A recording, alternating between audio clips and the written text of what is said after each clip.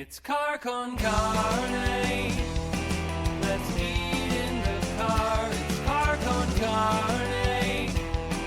And now here's the star of our show, James VanOsdol. This is Car con Carne. I'm James VanOsdol. Car con Carne is sponsored by Exploding House Printing, explodinghouseprinting.com. If you are a brand owner, if you're in a band, a musician, someone who puts content out into the universe, Exploding House Printing can help you with your embroidery and your printing needs. Check them out on explodinghouseprinting.com. Check them out on Instagram at Exploding House. And just see the client list they've worked with. They've worked with Empty Bottle and Ravinia, all kinds of people, Meatwave. Really great stuff. Consistently, they're based in Hermosa, so they're local. They get you. ExplodingHousePrinting.com. So, Car con Carne, out of the car today, we're recording inside Gallery Cabaret, celebrating 38 years in Bucktown at 2020 North Oakley. To my right, if you're watching this, even if you're listening, he is still to my right. He is Sean Mulroney. We may know him best as owner of Double Door. He's also an accomplished musician. And what's your official title now? Operator of Gallery Cabaret? Let's go with operator. I'll get cards printed now that I have a name and a title. Do you not have a title at this point? Why, you just gave it to me. Operator. Operator of Gallery Cabaret, again, 2020 North Oakley. If you are watching this on video, the vibes of this place speak for themselves. This is classic, old-school Chicago dive bar stuff. And I mean that in the kindest way. That's the magic of Gallery Cabaret. The story is incredible. It started the Strandberg family. Kenny Strandberg opened this with a friend of his 38 years ago, and with a focus on blues and jazz. They also had a burgeoning, is that a good word? Yeah, it's a great word. Okay, I like that. Always one. a good word. Open mic scene that they supported still do. The legacy here has always been music driven and local Chicago music driven. And some other fun things too, like stand-up comedy and other things that a small room does. So the Gallery Cabaret is an old style, not the beer, but the Chicago. Although I did have an old style. Yes, beer. we do serve old style. Mm-hmm. Price to move too. As a matter of fact, $5. the sign out front is an old style sign. It has been there since well before the last. I think that sign is from the 70s maybe. But there's a little stage in the back of the room, and the sound system is incredible, and the talent is unbelievable.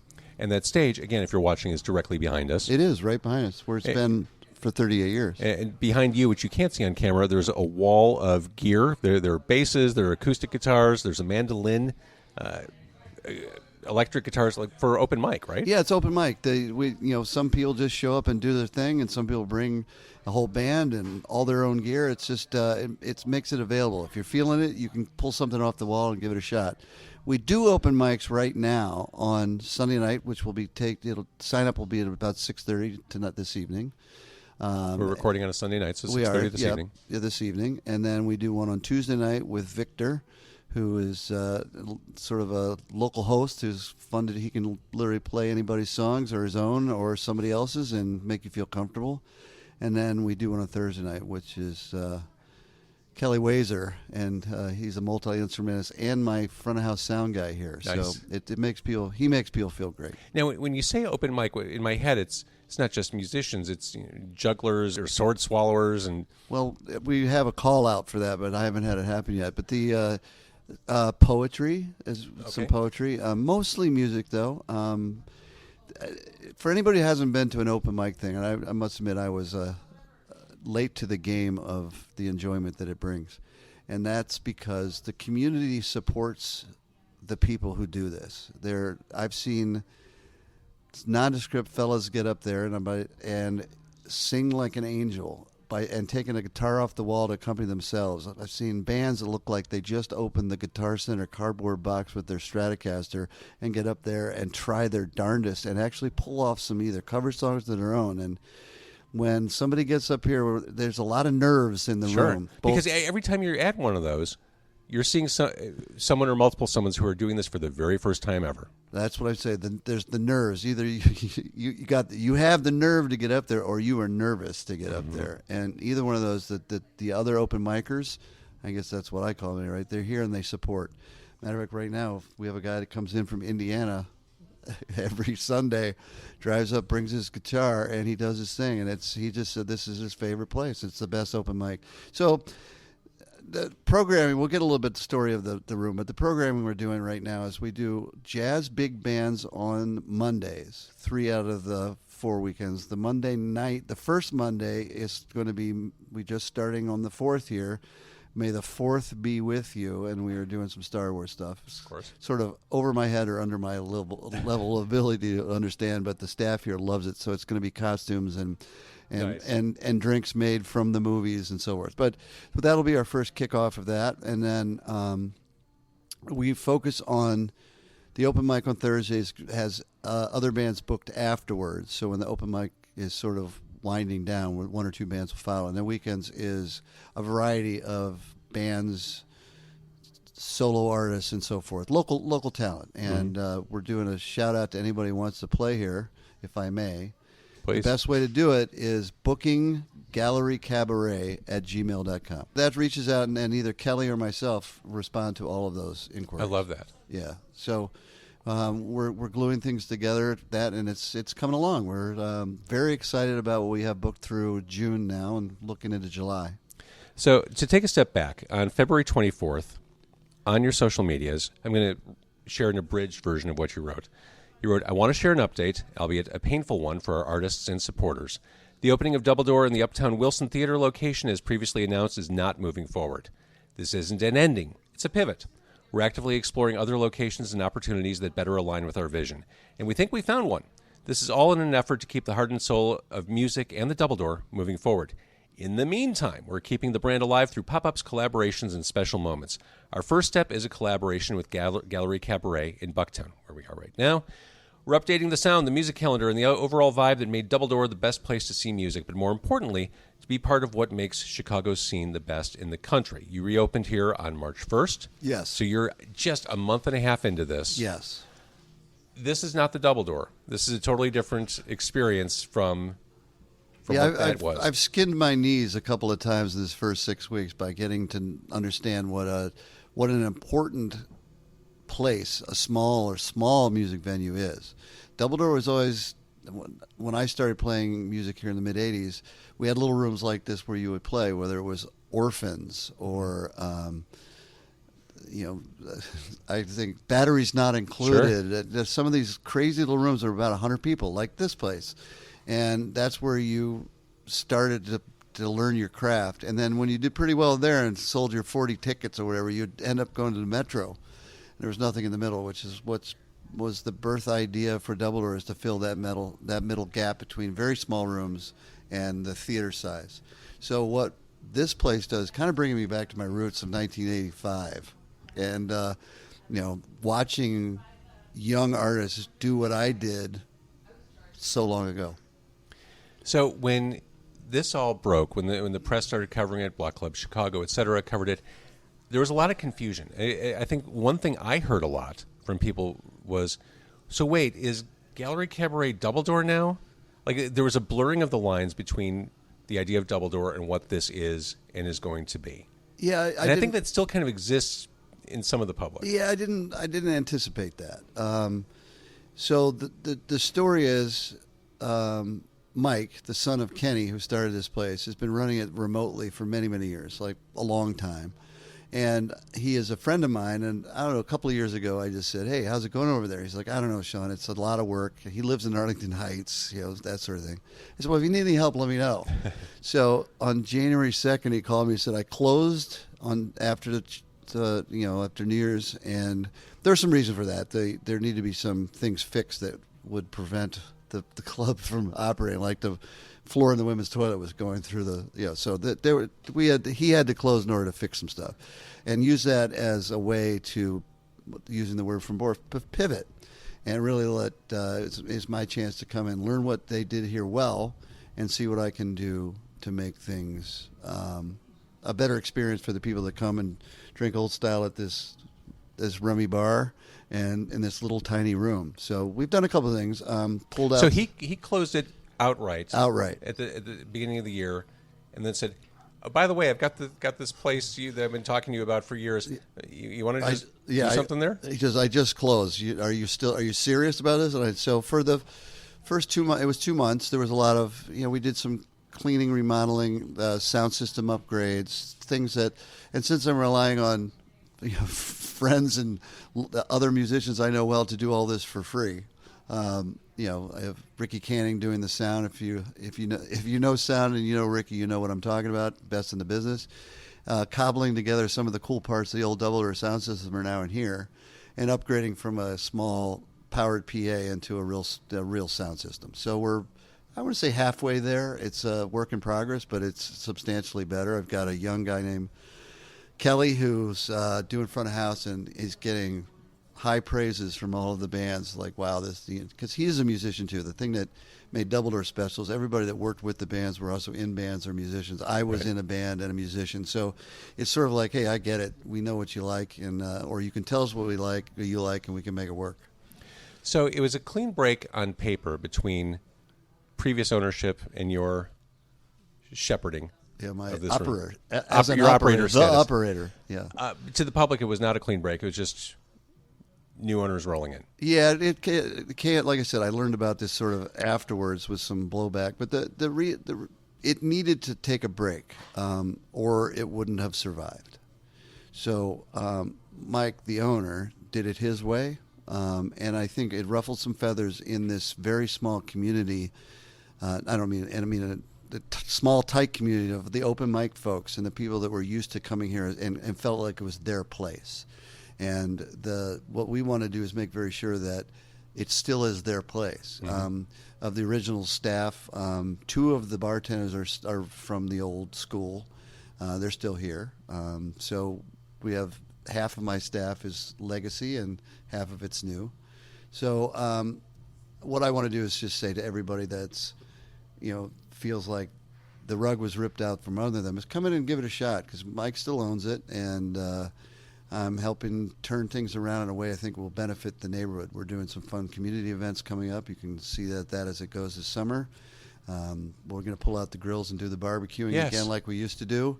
We mean in this place, back to when his father Kenny operated it, and I can tell you we still have all the grills in the basement. So what I'm trying to do is figure out what the community liked, what worked, and see what I can do to augment that and make it and reintroduce this little room to a new generation of people. Because the crew that knew this and loved it and have supported it so importantly is that there was a gap between new people learning about it. And sometimes that's just in this digital age, the way you're reaching out to a community that doesn't know it's here.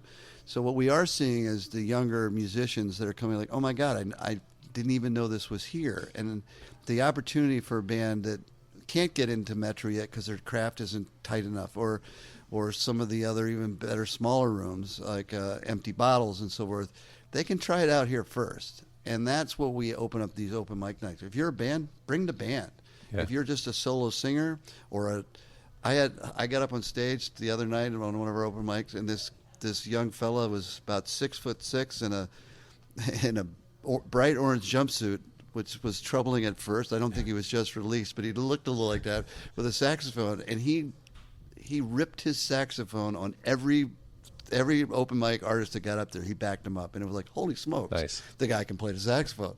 So you never know what you can do. I'll give you one crazy example.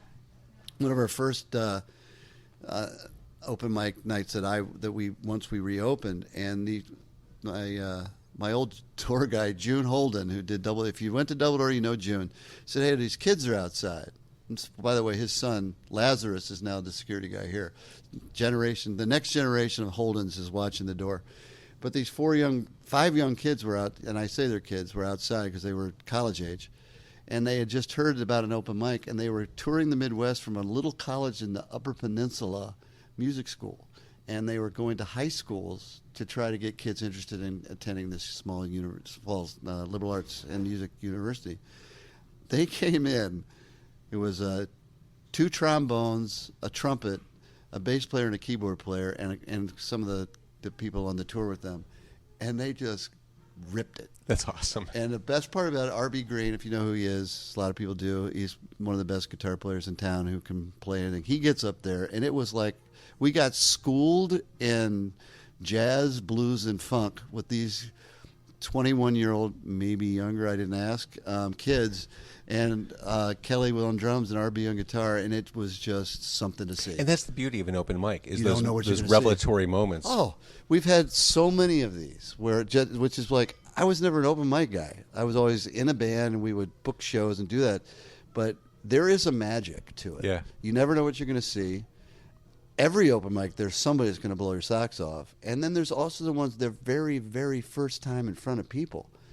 And That's you kind of see an emotional everybody, and moving experience in itself. well, my God, you see everybody else leaning on the edge of their seat, waiting for that first note, waiting for them to take that step because they were that person. Yeah. And then that person might be the next band leader or whatever, but this is where they get to do it. We're close to DePaul University, Sure. and so some of the student body does this. The interesting thing is that almost everybody walks in by themselves. So this is them there's no support here unless it's a band. Right. But these solo artists come in, singers, guitar players, whatever they're doing, by themselves. And not only they get in front of somebody, but they don't have any support. So this is a place that supports That is that. courageous, for sure. And you kind of hinted toward this, but I think your biggest challenge as operator of Gallery Cabaret is With a capital O. capital O, honoring 38 years that have come before and figuring out the evolution of this room. The evolution, I'd like to say, is using the weeknights, like we did at Dumbledore, is to develop the talent that can be the draws on the weekends. Yeah. And so I'm reaching back, and I ask anybody listening to this, or as we know, the ever fun, funny, and amazing James VanOsdol to help us point people in this direction, because it is a place where, yeah, you can go by a big stage, but there's something about an intimate venue like this that you see a band that, like, I don't know, we've had a bunch of bands that play big shows too, and they're like, come in and do it. Have some fun, like no pressure. And there's something about this room that is so distinctly Chicago. Oh, my God, it is. It's smack in the middle of a neighborhood. It's Yep. not on a street lined with bars. It's just on the corner of a on hood. the corner in the hood, in the Bucktown neighborhood. I guess the other thing, too, is that it sounds really good in here. It's just the shape of the room and all those years of musical notes bouncing around here make it sound good. So really looking forward to increasing the level of musicianship on weekends while at the same time supporting the novices. And it's crazy to me that you've only been doing this for about 6 weeks now. Yeah, I'm tired I already. bet you are. So I've done everything from play bass in the open mic nights to like I had here today, and they had a busy night last night and we're very tired, so I mopped the floors, took out the garbage, set up the bar. I haven't done that in 35 years, so I'm kind of having fun. Good, and you should. That's the whole idea of you becoming operator here is... Well, when Dumbledore closed, it was a huge void in my life, and thankfully, and so many other people that I know. But I think I'm closing in on another venue. Okay.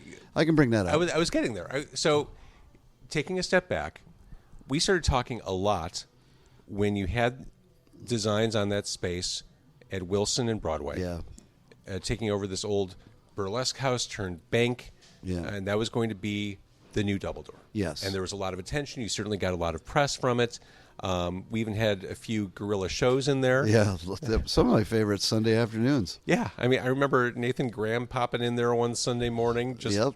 doing his thing. It seemed like it was all systems go on the outside. And then suddenly things got a little quiet, and then we got that announcement in February from you. Well, for all the good intentions of the grant program for the city of Chicago, it comes with some onerous requirements. So let's stop there. So a lot of the Dumbledore's ability to move forward was grant-based. Grant-based and financial. Okay. So because of the historic nature of the building and the lift, I will say, to turn a building that's been vacant for 2 decades, despite how spectacular it was. It had with sat there dormant for 20 17 years. or 18 years. Oh, my yeah. God. So the reality is the project that we started that we thought we could do for $2.5 or $3 million became $9 million. And that is doing in part because the structure of the grant requires you to do things a certain way, which double the cost for that part. But it to be quite frank, Doubledore was never intended to be a $9 million venue. We opened the first one for $100,000, I think. Did you really? We bought the business for $60, and I think we raised another $110 or something. And with what friends. was that? 94. 94. But I tiled the bathrooms and painted the walls myself, and had a bunch of friends build the stage, and so that the world's different now. When to redo a historic theater back to its grandeur. And this one had everything ripped out. It's not like some of these theaters you're saying, like the Thalia Hall, for example. Everything was in there in terms of seating and stuff. Not that they didn't require it. And I think they did an amazing job making that feel, the patina on the walls, and making it feel like it's old, but yet it sounds great. We had to put all the mezzanines and balconies back in to do that and pull it off. And it just got to be a $9 million project, and I didn't think that it was feasible for the style that Doubledore is to accomplish covering that nut. For a club that in spirit is like a 750 cap venue. Yes, the math doesn't work. It doesn't, and especially in this climate. Oh my goodness. Well, that was the other thing, and we had finding a lender. SBA is the way you go, but because of the amount needed, it became. They treated you as a new business, even though I'd done it for 25 years. And as a new business, you can't fit into their box, and it's federally mandated. They don't have a breathing room. These little banks, at SBA banks, if I needed $200,000 or $500,000 or $1 million, I could have gotten it in a day. But it was, as the $3.5–4 million asks, it was a non-starter. I went to 9 banks. So that process between the permitting process and working with landmarks at the city, fabulous people, passionate, no beef with the city, it just wasn't feasible without somebody giving me $4 million. And we did raise several $1 million. So it was the shortfall. I just couldn't. And then every time you borrow money, it comes with a cost of some sort. It's either equity or a loan based on interest and performance and so on and forth. So at the end of the day, I'm like, do I want to open something that is actually, I've already factored in its failure. So it was a very, very hard decision to pull the plug. I was going to say, that sounds like a very gut-wrenching. It was 6 years of my life. Yeah. From start to finish. And it was, I thought a lot about it. Can I just do it? There's a way to make this work, and there wasn't. So I want to thank Chicago for being behind me on that one, and the support we got from, the well-intentioned city programs, but that I'm hoping to be able to speak with the mayor's office about it. It doesn't work. This grant program for the large grants. I know 3 or 4 others that had the same problem we had, because it just the grant's a draw. You're allowed they give you the money, but you have to spend your money first, but you can't touch theirs. So even though you have it, you don't have it, and it's just the clock ticking. That's a weird shell game. It was, but it wasn't for. It just didn't. They didn't think it through. It's such a positive. I don't want them to stop giving these out. Or the smaller grants are all over the city are doing amazing things. So it's not because somebody they just didn't think it through. So the large grant program, everybody's failed. Everybody's tried to do it. It's not been able to, except that we just, now the Congress Theater just got a ton of money, but that's the only people that don't need it got it. So you just told us you've been spending past 6 weeks cleaning up, mopping up, getting on stage. You're nonstop here. I know that for a fact. You are nonstop here. Is Doubledore even still a consideration as you are 24/7 at Gallery Cabaret? Oh yeah. To me, they're joined at the hip. So I have done a walkthrough at a location 4 times now. The landlord is excited about it. There are some things that have to be addressed. It's not zoned correctly. I'm in the process of working with the alderman and doing a community meeting to see if the preliminary support from the alderman's there. So again, it's going to be one of those things that if all the things line up correctly, this can be done quickly. But that requires city council buy-in and so forth. So I'm in that process. Okay. But the landlord thinks he's willing to support this move on the zoning, and the alderman seems to be willing to do it as well. And if that's the case, once we get over that little hump, then it would be full speed ahead. And this is a place that is not a build from scratch. It would be That's the facility's key all there. difference. I have to make it look like Double Door. And to be honest with you, it would be going back to what Double Door was, sort of the old Roadhouse, rock room instead of this palace that we tried to. Well, by God, I wish we could have done the Wilson Theater. I think the Uptown neighborhood was perfect for it. The support there was incredible, and it just was a numbers game. But this one, I think, at a fraction of the cost, I can be open in a fraction. All you need of to the do time. is turn the lights down really low. Well, and that's where I look best. We all do. So so I'm hopeful that in the next month or so there'll be a green light or a yellow light. I don't think it's going to get shut off. I just have to. You're a busy man. Yeah, but it's passion. It's passion.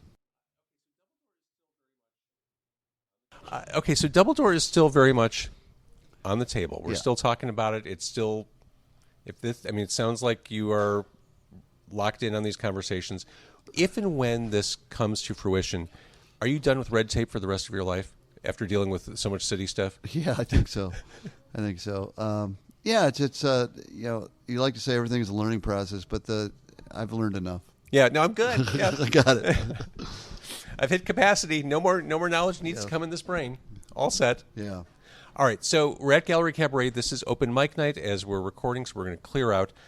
This space is wonderful, and what a great way for you to get back and do your Sean stuff. It's funny. I thought it'd be a lot easier than it is, but whether you're booking a room for 100 or booking a room for 600, it's the same number of phone calls, same dance, same everything else. So Right. it's I'm learning to adjust my time to fit this in as well as the other things that I still do, like Double Door and everything else. But it's all joy. Gallery Cabaret was started as an art and music place, and they did rotating art shows. We have a wall waiting for the next show. I would love that. That's great. So you can reach out, and here's how you do it. I'll say it again. It's bookinggallerycabaret@gmail.com. Just reach out there. If whatever you think you are and what you need, let us know, and we'll see if we can fit it in. And I'd like to point out that next Wednesday, the Effervescent James VanOsdol will be spinning. I should get this out by Wednesday the 22nd. Oh, Right. good. I hope so, yeah. So, yes, if you hear this before Wednesday the 22nd, I'm spinning local music, like nothing but local music for a few hours here. Yeah, it's just all Chicago, all Chicago, all evening, and we're going to start this as a collaboration with James VanOsdol because there's so much Chicago music. There is. I mean, certainly more than I can encompass in Three- one night. That's ridiculous. Should I play off Broadway? If you don't, I'd be disappointed. So, yes, I'll be here on Wednesday the 22nd. Where am I going to go? We need to figure that out, where I'm going to spin from. Well, that's kind of. Do you want to be on the stage? You want to sit No, at a that's table weird. like this? How about like this? I could. I mean, should I? Is that the sound? No, where's Yeah, this? there's a sound booth over there. You could stand on the table there. You could be at the end of the bar. I don't want to get in the bartender's way. You wouldn't. How about the end of the bar? It's where you're comfortable. So they say. Just literally like Rumor sitting at the has end- it. Sitting at the end of the bar? Yeah, we'll do whatever you want. The stool on the other side. Looking at, you could have the bend in the bar. It's all you. Cool. All right. You could reach your own Ham's beer. Perfect. I love it. I love a cold hams. Who I, doesn't? I love my shitty domestic lagers. Big fan. That's the only type of beer I drink. Thank you. All right, Sean. Lots of hard questions tonight. Thank you for answering them. Thank you for updating us on what you're doing with the space as operator. What a cool room. I'm heartened and encouraged by the news of Double Door. Yeah, me too. Me too. I'm sure after the Wilson spot, it's like, okay, I don't want to get too excited. I'm taking it at a different pace. Yes. In the sense that, like, don't tell anybody until you do it, because if you don't get it done, it's just disappointment. So I'm moving forward in a way that I think makes me feel good about it. I love it. Thank you, Sean. James, see you Wednesday.